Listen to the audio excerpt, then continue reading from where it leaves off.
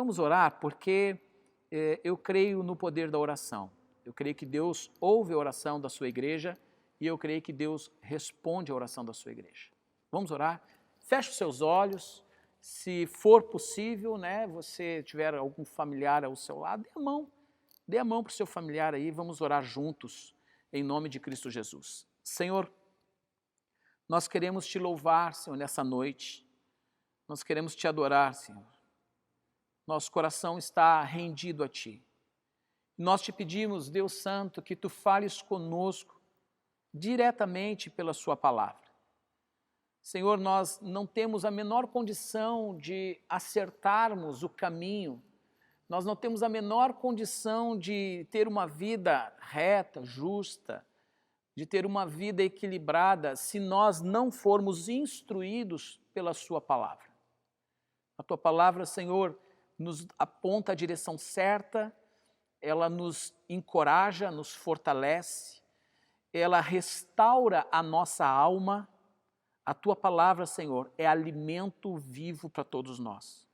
Por isso, amado Espírito Santo, eu te peço que Tu fales aos nossos corações, que Tu encontres corações sedentos, abertos, prontos para receber do Senhor essa palavra. É o que nós te pedimos, Deus, em nome de Cristo Jesus. Amém. Amém. Olha só, esses dias que nós estamos vivendo, eu tenho observado que uma palavra tem sido muito mencionada em muitas redes sociais, muitos pastores, muitos líderes, muita gente fazendo live. Você liga aí o seu computador, acessa qualquer rede social, tem muita gente falando muita coisa. Mas eu observei que tem muitos que estão assim, acentuando um texto em especial, e eu entendo as razões e eu partilho da motivação de buscar nesse texto entender os nossos dias, né? Eu estou me referindo ao texto de 2 Crônicas, capítulo 7, na verdade a partir do verso 13, mas ele vai mais longe, né? No 11 em diante, ele vai 13, 14 e vai mais adiante. E eu quero conversar contigo um pouquinho sobre esse texto, mas entendendo esse texto também para o momento que estamos vivendo e convergindo esse texto com essa data que nós estamos celebrando. Nós estamos dentro da celebração de Páscoa. Então, há uma convergência de datas, tempos e fatos. E essa reflexão eu quero fazer com vocês. Lembrem que a Páscoa, originalmente, ela acontece, a primeira Páscoa, lá no Egito, quando o povo estava ainda escravo, né? E aí nós temos figuras importantes, a figura de Faraó, como uma figura, né, de Satanás. Nós temos o Egito como uma figura do mundo, nós temos ali a nação, o povo de Israel, o povo hebreu, como a figura do povo de Deus. Nós temos a figura de Moisés como a figura do libertador, aquele que Deus usou para tirar o povo do cativeiro. Nós temos a figura da noite específica, do momento específico, onde Deus, após ter feito a sentença, né, sobre os deuses do Egito, Deus humilhando, na verdade, Faraó, para libertar o seu povo, foram 9 pragas. Quando chegou na 10ª praga, é ali que se dá de verdade a libertação do povo, e aquele momento foi um momento de muita angústia em todo o Egito. Em todo o Egito se ouviu o pranto, o choro. Por quê? Porque o anjo da morte passou sobre a terra do Egito e visitou cada casa. E todos os primogênitos do Egito foram mortos naquela noite. No entanto, o Senhor, no sentido de dar livramento ao seu povo, instruiu o seu servo Moisés para que Moisés orientasse a todo o povo hebreu de que eles tomassem o cordeiro por família, que eles sacrificassem aquele animal, que eles pegassem do sangue daquele animal, passassem nos umbrais, nas vergas das portas das suas casas, e dentro das suas casas eles então preparassem aquele animal como uma refeição, juntamente com pães asmos, né, pão sem deixar o pão fermentar, é o pão sem fermento, e ali fazerem aquela refeição, e eles deveriam fazer aquela refeição preparados, já cingidos com sandálias nos pés, e assim aconteceu. E naquela noite o povo, o anjo passou, e aonde ele viu a marca do sangue, não houve morte naquelas casas. E os egípcios não puderam mais suportar o braço forte libertador do Senhor. E eles então mandaram que os hebreus fossem embora da terra deles, e eles fazem então uma marcha de peregrinação, cruzando ali o Mar Vermelho e indo em direção ao deserto para ter o destino de Canaã, a terra prometida. No entanto, tudo o que acontece ali foi algo histórico, tremendo. Deus ordena ao seu povo que fizesse anualmente a celebração de uma festa, em memória a este episódio, em memória a este grande feito libertador que o Senhor fez na vida do seu povo. E a partir dali, o Senhor também tomou elementos daquele episódio como simbolismo ou sinais daquilo que um dia haveria de acontecer, e que o apóstolo Paulo vai usar a expressão referindo-se a Cristo Jesus como sendo ele o nosso Cordeiro Pascal. Então é feito essa nova leitura da festa de Páscoa. A festa de Páscoa é uma festa de libertação, mas Senhor Jesus assume esse papel como sendo o grande libertador, não apenas dos hebreus, mas de todo aquele que nele crê. Todo aquele que o recebe no seu coração como Senhor da sua vida, ele passa a ter essa experiência dessa marca deste sangue, que foi salvador lá, o sangue de Jesus derramado lá na cruz, é ainda hoje salvador para todos nós. E quando a morte vem ao nosso encontro, temos a marca deste sangue, e então nós vencemos a morte, né? Porque o Senhor nos prometeu acesso à vida eterna. O corpo físico, ele pode perecer neste tempo, mas a promessa da ressurreição, ela está valendo e nós cremos nessa promessa. Então aqui nós vimos uma data, um momento, uma situação, um conjunto de situações acontecendo. Nós vimos que lá no Egito, essa praga trouxe, esse conjunto de pragas trouxe no Egito angústias e sofrimentos e dores. No entanto, o povo de Deus sendo ali por Deus guardado e preservado.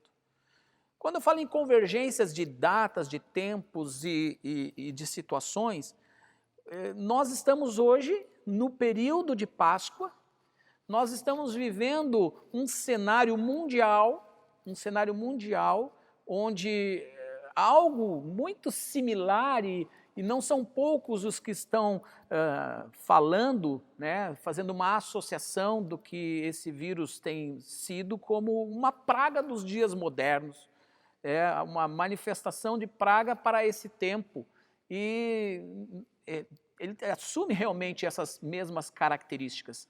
E o que fazer, como nos posicionar, como enfrentar tudo isso? É interessante que no livro de Crônicas, o Senhor trava um diálogo com Salomão. Salomão, ele herdou o trono de seu pai, o rei Davi. Davi já tinha no coração a intenção de construir um templo para o Senhor, mas o Senhor disse: Davi, você não vai construir esse templo porque você tem as suas mãos muito sujas de sangue, você foi um homem de guerra, matou muita gente. mas o teu filho vai fazer essa obra. Eu empenho a minha palavra nesse sentido. E Davi ficou muito feliz, e Davi já começou a tomar as providências de levantar os materiais e os recursos para que o seu filho, então, no tempo certo, pudesse fazer a obra que ele desejaria ter feito, um templo para o Senhor. E Davi morreu, Salomão assume, e Salomão empreende na construção daquela grande obra. E essa obra é feita, e depois que ela é feita, Salomão faz a dedicação daquele templo ao Senhor. Ele entendia que não bastava simplesmente ter aquele prédio lindo se Deus não estivesse ali se manifestando. E ele ora e ele pede a Deus que o Senhor venha estar ali, habitar ali, da mesma forma como no tabernáculo, lá no deserto, Deus se manifestava no meio do povo, lá na tenda do encontro, e ali o Senhor enchia com a sua Shekinah, a sua glória, a sua presença. Ele faz um clamor a Deus para que da mesma maneira aconteça lá no templo. E mais, ele lembra das palavras da aliança, porque o Senhor estabelece uma aliança com o seu povo, preste atenção nisso. O Senhor estabelece aliança com o seu povo. E na aliança estava bem claro que se o povo andasse temente ao Senhor, firme ali nos preceitos desta aliança, o Senhor estaria abençoando eles de uma maneira grandiosa. Todas as nações ficariam espantados com as bênçãos que aquele povo, aquela nação, haveria de receber da parte do Senhor.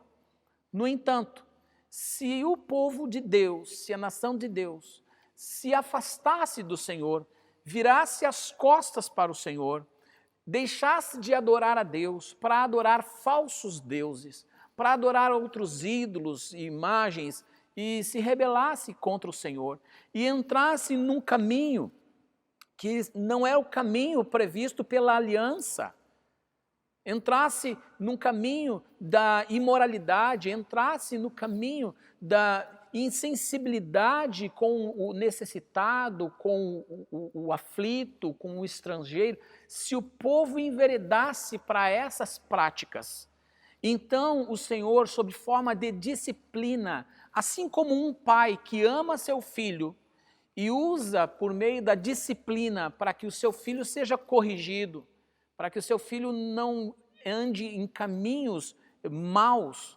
Um pai, uma mãe que disciplina o seu filho em amor, ele só busca uma coisa, ele busca que o seu filho possa ser uma boa pessoa, uma pessoa de êxito, uma pessoa justa, uma pessoa honesta, uma pessoa de bem.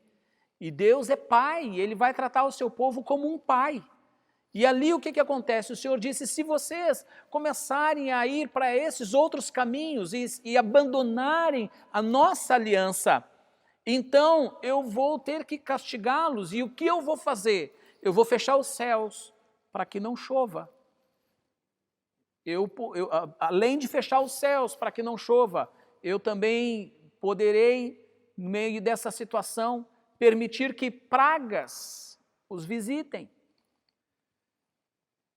Essas pragas gerarão enfermidades, podendo até gerar morte. São coisas que o Senhor aponta que iriam acontecer. E por que o Senhor permite, então, que essas coisas ali fique bem claro que Ele permitiria que acontecia? Para que as pessoas assumissem uma postura, repensasse a vida e assumisse uma nova condição. E a partir dessa nova condição, o Senhor então estaria restabelecendo as coisas conforme a aliança. Eu vou ler a partir do verso 11, 2 Crônicas 7, a partir do verso 11, diz lá: Assim Salomão acabou a casa do Senhor e a casa do rei. Tudo quanto Salomão intentou fazer na casa do Senhor e na sua casa, prosperamente o efetuou. De noite apareceu o Senhor Salomão e lhe disse: ouvi a tua oração e escolhi para mim esse lugar para a casa do sacrifício. Se eu cerrar os céus, de modo que não haja chuva, ou se ordenar aos gafanhotos que consumam a terra, ou se enviar a peste entre o meu povo. Olha agora, se o meu povo, que se chama pelo meu nome, se humilhar e orar e me buscar e se converter dos seus maus caminhos, então eu ouvirei dos céus, perdoarei os seus pecados e sararei a sua terra. Tem um conjunto de ações, de posturas que o Senhor aqui instrui, mas eu quero assim, com toda a liberdade que eu tenho contigo, meus irmãos, que o Espírito Santo traga luz agora ao teu coração. Isso aqui não é uma formulazinha ritualística para que você possa alcançar da parte de Deus essa restauração. É mais profundo que isso. E eu queria detalhar essas posturas onde ele diz lá, se meu povo que se chama pelo meu nome, primeiro, se humilhar. Por que humilhar? Ora, uma das práticas de humilhação que os homens tinham naquela época, uma conduta cultural, quando eles percebiam que eles estavam fazendo algo fora, completamente fora do agrado de Deus, eles tinham uma prática que era rasgar as suas vestes, rasgavam as suas vestes e substituíam as suas vestes por panos de saco, panos comuns, muito simples. E eles muitas vezes se jogavam ao chão e botavam até cinzas sobre os seus cabelos. Era um ato externo que simbolizava essa humilhação. Imagine um rei que possui vestes reais, né? Que possui uma coroa na cabeça, que tem toda aquela polpa de rei, e o Senhor vem e diz, se você não se humilhar. Ora, isso significava o rei tirar as suas vestes reais, significava o rei rasgar as suas vestes, significava o rei botar aquela veste nada bonita, nada desejável, e cinza na cabeça, e isso era o quê? Um reconhecimento. Eu tenho feito coisas que têm desagradado a Deus. Eu e o meu povo, eu e a minha casa, eu e a minha nação, nós temos feito coisas que desagradam a Deus. E nós estamos sofrendo as consequências disso. O Pai, o nosso Pai, o Senhor, está permitindo que nós sejamos de alguma maneira afligidos e castigados para nos fazer retornar para o caminho certo. Eu tenho insistido, nós temos vivido uma sociedade, esse mundo tão cheio de malignidade, de maldade, cada vez mais materialista, cada vez mais humanista, cada vez mais insensível, violento, cada vez mais promíscuo, cada vez mais imoral, cada vez mais sem se importar com valores sendo invertidos, a verdade sendo substituída pela mentira e a mentira pela verdade. O bem passa a ser o mal e o mal passa a ser o bem. Todas essas mudanças e inversões, isso tudo chega na presença de Deus. Isso tudo gera um acúmulo na presença de Deus. E o que é pior é que não estamos falando apenas da sociedade lá fora, de uma forma geral, entrando nesse caminho. Nós identificamos que a igreja, de uma forma geral, ela também tem se permitido viver essas práticas, assimilar esses conceitos, essas ideias, e ao invés de ser luz no meio das trevas, muitas vezes os crentes, aqueles que se dizem discípulos de Jesus, acabam não glorificando a Deus com a sua vida e com o seu testemunho. Então, a primeira coisa que nós observamos aqui, a chamada de Deus, é para nós nos humilhar. Eu estou falando com você, aí na sua casa. Será que você não está precisando se humilhar diante de Deus? Quem sabe você está ainda numa postura muito altiva, numa condição muito elevada, achando que não, a culpa é de A, de B, de C, a culpa é do ministro, é do deputado, é do presidente, é do governador, seja lá de quem você quiser pôr a culpa, mas olhar para si. Eu estou andando no caminho em que devo andar. Lá no Egito, todo o Egito sofreu as consequências das pragas, mas o povo de Deus, que andou naquele período em submissão e sujeição ao que Moisés estava instruindo pela parte de Deus, foram poupados, foram preservados, mas o entorno estava um caos. Nos humilhar é uma chamada. Nós estamos celebrando Páscoa. Eu quero te convidar a se humilhar diante de Deus. Ele diz mais, ele fala lá, se humilhar, orar. Nunca, creio que nunca os crentes foram tão pouco dados à oração quanto nesses tempos. Temos nos acostumados com tecnologias de alta velocidade. Você aperta um botão e tem tudo pronto. E queremos transpor essa mesma dinâmica para a nossa relação com Deus. Muitos crentes estão na oração instantânea, oração solúvel, né? Você coloca uma colherinha ali no leite, mistura, está pronto o produto. Não, eu faço uma oraçãozinha aqui e Deus já está respondendo, ou já cumpriu o protocolo religioso da oração. Ei, não é isso. Nós olhamos o testemunho dos homens de Deus descritos na Bíblia e nós vamos perceber que eles tinham uma vida de oração. Uma vida de oração. Eles em todo o tempo estavam ligados em Deus, estavam conectados, estavam falando com Deus, estavam famintos de Deus. E aqui nós temos um problema sério, que muitas pessoas dizem, pastor, mas eu não tenho vontade de orar. Isso é um mau sinal. Se você não tem vontade de orar, se você não tem vontade de ler a Bíblia, estudar a palavra de Deus, você não tem fome de Deus. E isso é grave, isso é um mau sintoma. Sabe por que isso é grave?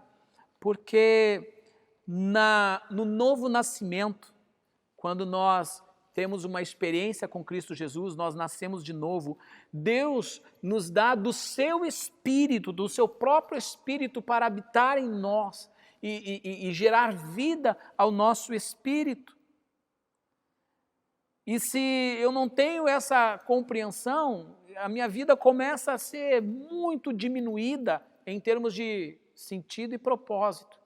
Agora, no momento que o Espírito de Deus produz vida nova em mim, vida nova em você, irmãos, as nossas vontades, que é um aspecto da nossa alma, da expressão da nossa alma, ela passa a ser transformada. Antes você tinha vontades de inclinações para o mal ou para o pecado.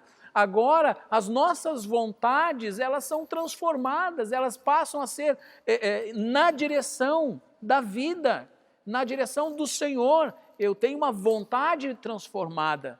Se você não tem essa vontade transformada, você precisa desenvolver a sua salvação. A sua salvação, ela está na superficialidade. Sim, nós não precisamos fazer nada para ser salvos. O que precisávamos para ser salvos foi feito lá na cruz e estamos celebrando isso hoje. Mas isso não nos dá a ignorância de achar que já está tudo pronto e feito. Para salvação, sim, mas Deus quer nos aperfeiçoar. Deus quer nos fazer crescer como filhos. Você, quem sabe, tenha filhos. Uma alegria você poder ver os seus filhos crescendo e ordenadamente, ajustado conforme o seu tempo, a sua idade, proporcionalmente. Nenhum pai anseia ver um filho que já tem lá 20, 30, 40 anos, tendo uma atitude de uma criança de 5 anos. Nós, como pais, queremos ver o desenvolvimento dos nossos filhos. Assim, o nosso Deus, que é Pai, Ele tem alegria em ver a nossa maturidade, o nosso crescimento. E quando nós estamos manifestando essa maturidade, esse crescimento, isso vai se dar com nossas vontades transformadas. Vontades santas, puras, vontades voltadas para o Senhor, para o nosso Deus. E isso implica em oração. Quando todos os avivamentos registrados na história, todos, sem exceção, desde a antiguidade, desde o princípio, na antiga aliança, na nova aliança, a gente vai ver a igreja lá em Atos, o relato de como eles viviam, e nós vamos ver no relato o povo dedicado à oração. Todos os avivamentos da história estão diretamente, intimamente ligados à oração. Se você não se desperta para isso, você vai ver a coisa de longe e não vai tomar parte disso. Então, o Senhor está chamando aqui para que nós assumamos uma postura de nos humilhar, de orar e buscar ao Senhor. Buscar. Mas como assim, pastor? É interessante. Eu me lembrei, quando eu estava meditando nisso aqui, nesse texto, eu estava me lembrando da minha infância, que eu brincava de esconde-esconde. Hoje parece que as crianças deram um outro nome para essa mesma brincadeira, eu não lembro agora qual é o nome que eles dão, mas a brincadeira era essa, né? Um ficava lá com os olhos vendados, contando, e o outro ia e se escondia. E aí, quando terminava a contagem, ele saía à busca daquele que estava escondido. Esse que estava escondido, a ideia não é que ele sumisse, não é ele sumir de tal maneira que o outro não o encontre, porque daí acaba a brincadeira. Mas também não era colocado numa posição tão óbvia que a pessoa simplesmente, ao abrir os olhos, visse a outra e também acabou a brincadeira, né? Ele tinha que ter um empenho, um esforço, um deslocamento para achar o que estava escondido. De uma forma simplória, evidentemente, mas fazendo um paralelo, o Senhor diz assim, vocês têm que me achar. Você tem que sair da sua posição e me buscar. Buscar ao ponto de achar. O Senhor vai ainda nos dizer, buscar-me-eis e me achareis, quando me buscardes de todo o vosso coração, Jeremias 29. Também Joel, ele vai nos falar sobre uma atitude muito profunda. Joel capítulo 2, verso 13, ele vai dizer sobre, olha, não rasgue as suas vestes, no sentido que era o hábito, rasgue o coração. Esse rasgar do coração, ele está linkado a essa atitude de humilhar, orar e buscar a Deus. Está tudo conectado aqui, no rasgar do coração diante do Senhor. Buscar-me-eis e me achareis, quando me buscardes de todo o vosso coração. Eu quero te chamar a fazer essa busca de todo o coração. Nós queremos ver as coisas transformadas, nós queremos ver o cenário no entorno transformado, nós queremos ver essa praga cessando, nós queremos ver famílias sendo abençoadas, nós queremos ver o povo prosperando, não tendo que depender de ajuda, de cesta básica ou de uma coisa desse tipo. Nós queremos ver uma sociedade, um povo nesse grau de evolução, de crescimento e de bênção, mas o caminho apontado aqui é esse: nos humilhar, orar, buscar, se arrepender dos caminhos maus. Sabe, irmãos, às vezes a casa está caindo em cima da sua cabeça. O mundo está de ponta cabeça e você não reage, você não assume postura, você não dobra os joelhos, você não clama a Deus, você não jejua, você não se consagra, você mantém uma rotina de vida absolutamente igual, não muda nada. Isso revela o quê? Insensibilidade, frieza. Isso revela o quê? Religiosidade. Não é por meio da sua religião que você vai ver a história mudar, nem a história da tua vida, muito menos a história do teu povo, da tua nação ou da tua família. Nós vamos ter que assumir posturas bem mais radicais. Ser crente é ser radical. Desculpa, não é politicamente correto essa linguagem, porque a linguagem aceita aí fora é de não sermos radicais, é de sermos flexíveis, né? Enfim, mas eu vou dizer para você, o meu mestre, aquele que eu tenho dado a minha vida, ele era dos absolutos, ele não era dos relativos, ele era dos absolutos. Com ele era sim, sim e não, não.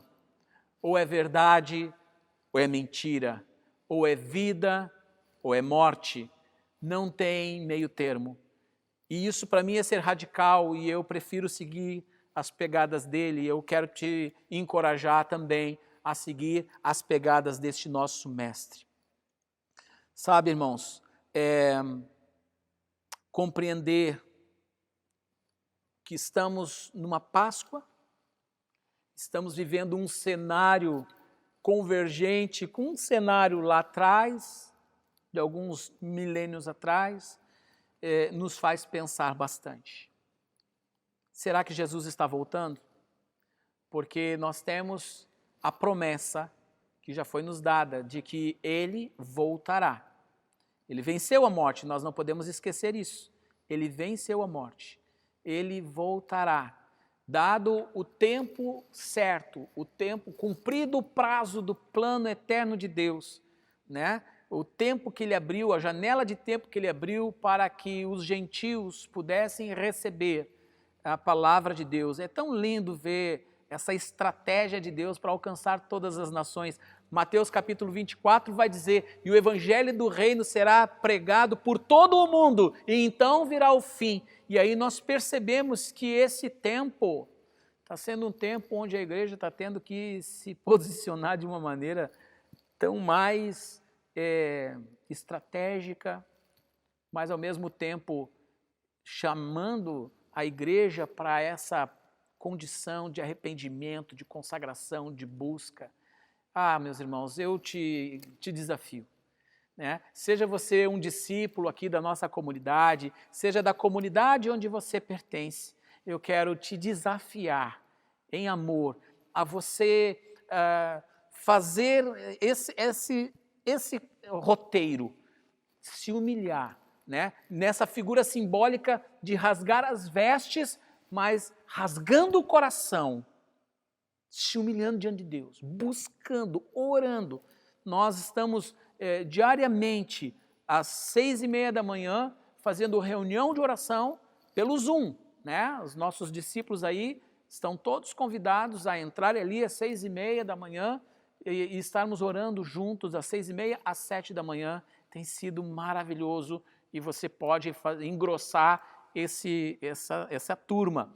Se nós não buscarmos, Jesus não vai deixar de voltar, ele vai voltar, mas o risco é como ele vai nos achar e vamos estar cumprindo o propósito. Ele vai achar os que estarão cumprindo o propósito, isso é certo, a questão é se eu e você vamos estar vivendo isso. Por isso eu quero, no nome de Cristo Jesus, convergindo esse tempo, Páscoa, né? Libertação, arrependimento, buscando ao Senhor, lembrando que a partir da celebração de Páscoa havia uma instrução da parte do Senhor de eles ficarem alguns dias comendo pães asmos, pães sem fermento, num significado, num simbolismo do fermento como algo que pode ser um pouquinho, mas um pouquinho é o suficiente para contaminar toda a massa. E ele dá um símbolo aí a esse fermento como a maldade, como o pecado. Então eles tinham que tirar tudo o que leveda, tudo o que fermenta das suas casas. Essa é a hora de nós, uma vez libertos por Cristo Jesus, tirar do nosso coração todo o fermento da maldade, para que nós possamos celebrar uma Páscoa genuína, uma Páscoa bíblica, uma Páscoa que nos prepara para uma vida abundante com o Senhor, para entrar na Canaã, para entrar na terra prometida. Esse é um tempo de limpeza, limpeza do coração, nos encher do Espírito e viver na santidade do Senhor. Então, meus irmãos, este é o grande chamado de Deus para você e para mim hoje, que nós venhamos a assumir essa postura em nome de Cristo Jesus. Amém?